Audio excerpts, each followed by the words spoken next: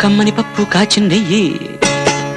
వేడి వేడి అన్నం మీద కమ్మని పప్పు కాచిందెయ్యి పప్పు తప్పడం కలిపి కొట్టడం భోజనం వన భోజనం